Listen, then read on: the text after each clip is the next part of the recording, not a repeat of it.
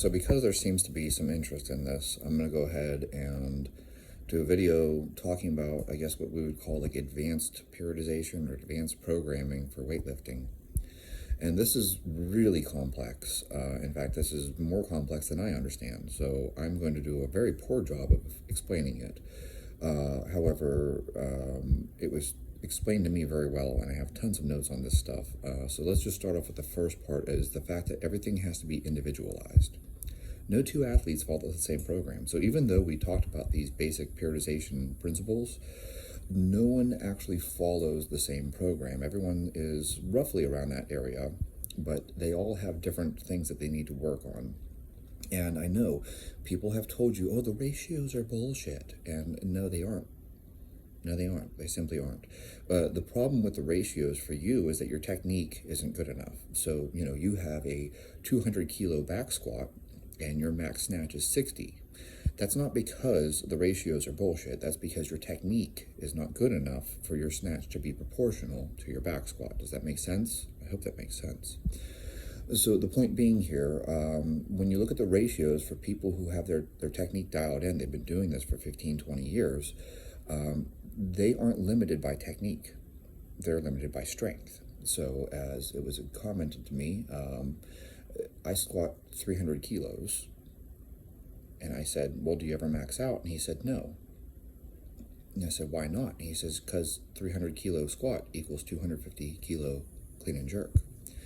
And so he just does 300 for reps because the goal is for him to clean and jerk 250. He doesn't see a reason to squat more than 300 because squatting more than 300 doesn't transfer to him being able to clean or snatch more weight. And so it's like, well, I'll just squat 300 for reps because there's no reason for me to max out on squats. And he says, if you want to max out, take up powerlifting. And I think he's correct that, squatting is to build your legs, not to test your legs. That's what he's pointed out to me as well. Squatting is for building leg strength, not for testing leg strength. That being said, when you look at the ratios, there's a possibility that you do reach a point where your squat is the limiting factor. And so as we discussed, this is where individualization comes in. So perhaps you really have reached the point where your technique is so good that you've maxed out your available strength. Your limiting factor is your leg strength. And you may squat every day. Now, during that period of time, you'll actually drop your lifts, like your snatches and your clean and jerk, to maybe 60 to 70%. So you're actually doing below that 75 to 85% we discussed previously. You will drop back so that your snatches and your cleans are at 60 to 70%. You won't go past 70%. And that is to save your legs so that you're able to spend more time squatting. And this was an interesting thing to me, that there are periods of time where they do squat every day, but that isn't a year-round thing. That is a short-term thing, and they'll do that to boost their squat up in a short period of time. And everything else goes on the back burner. Like everything else. So like you aren't doing pulls, you aren't doing presses, you aren't doing any extra work. It is squats and go home. He called them taxi squats because apparently 5-3-7 call taxi and go home.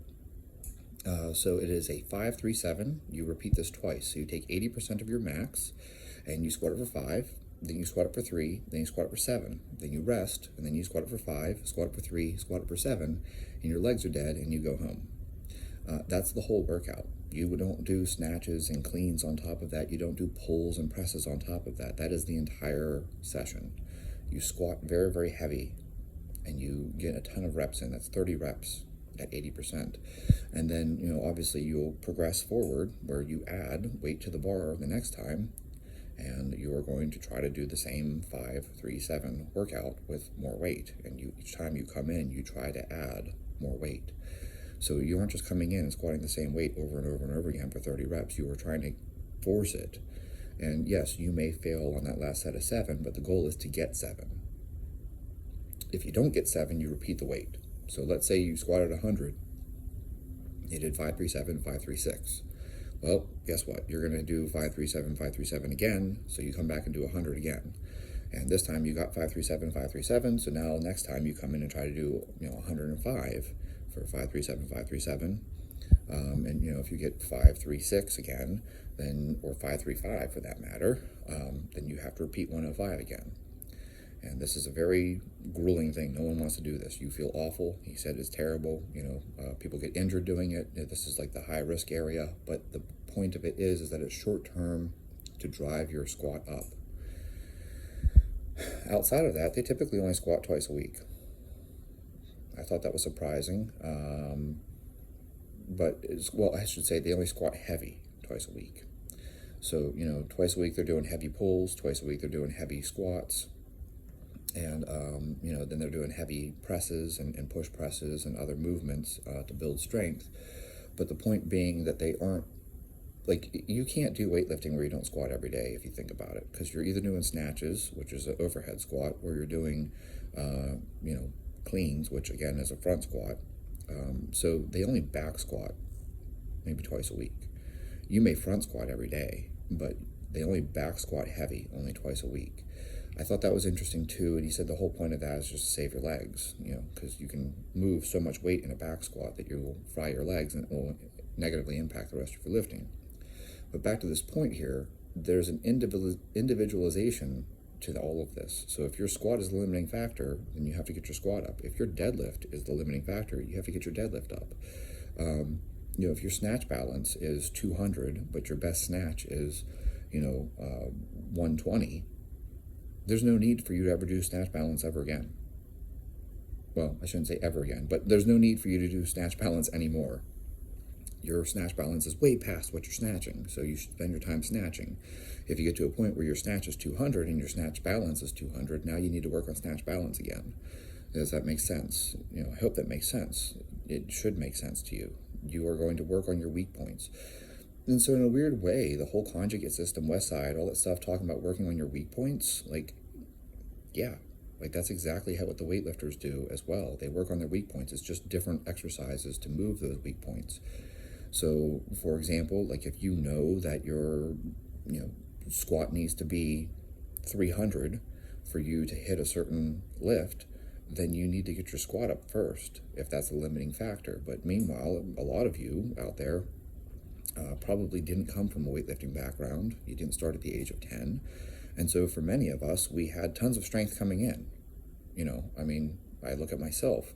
When I first started weightlifting, I was, squatting somewhere around 315 pounds, because everything was pounds, because I was doing powerlifting style workouts. And I was deadlifting somewhere, I think it was 385 was my deadlift. Of course, that was double overhand. I don't use the alternating grip because I don't compete in powerlifting. My overhead press was probably somewhere around 185. So, I came in with an adequate amount of strength that I should have been able to lift far more weight than I was capable of lifting, but my technique was so bad that the limiting factor was the technique. And you think about that, you had a 315 pound back squat, and you're struggling to figure out how to snatch 135 pounds, 60 kilos roughly, because the technique is the limiting factor. Strength isn't the limiting factor. And for many people out there, you may have a 400 pound back squat, and yet your best clean is only 225. It's not because you don't have leg strength, it's because you don't have the technique developed yet. So for that person, the individualization would be for them to focus on doing the full lifts over and over and over again until their technique is dialed in. And so you should look at those ratios. And I think Synchranian actually has a free app where you can punch your numbers in. That's actually very useful. They use that formula. And so this is where the advanced periodization and advanced programming comes in, is that you have to bring up the weak points of the lifter. So if you lack leg strength, you need to build leg strength. If you lack pulling strength, you need to build the pulling strength. And so the problem with me doing a video on advanced periodization and advanced programming is that we would have to address literally every single individual to figure out how they need to program. And that's the magic of this. It's probably why it's worth you hiring a coach or finding someone who's willing to coach you. This individual has been very generous with his time and has been helping me change my programming. And it's evident to me that, they really have this figured out. Like, they know exactly what you need to improve. If I told you, hey, my best snatch is 110, but my best clean and jerk is 120, it's like, well, you've got a problem. Like, those numbers are too close together. What's your limiting factor? Well, you're not very strong. You're fast, but you're not strong. Especially in the jerk. My jerk is absolutely horrendous. I have cleaned far more than that, but my jerk is just so fucking ugly. So what do I need to do? I need to get my jerk up. I need to get my push press up. I need to get the push press going, and then get the strength built, and then dial into the technique for the jerk, because the limiting factor in that is not the I mean, I strict overhead press 225 for sets of 3. I'm not lacking upper body strength. I'm lacking the technique to properly maximize my strength and make that jerk. So this is where things get tricky, is that you have to start looking at those formulas, and you have to actually dial in your technique to make sure your technique isn't the limiting factor, and then you need to address your strength. And this is the whole thing of individualization. Everyone doing something slightly different, even though they're all within those parameters of, like snatches and cleans are between 75 to 85%, sure. But some people are spending more time on the snatch, some people are spending more time on the clean and jerk. It depends on your ability, which one are you better at. And then some people are spending more time on the strength things. You can refer to them as classic versus basic. So you might need to spend more time on the classic lifts, that's your snatch and your clean and jerk, or you may need to spend more time on your basic lifts, that's your squats, pulls, and presses. And that's going to come down to you. So that's the breakdown for it. That's a general overall kind of synopsis of how it's done. And like I said, you need to look at the ratios, and there's really is a lot of science to this, because they've been doing it for so long that they've made these observations and figured out what things need to move the needle. So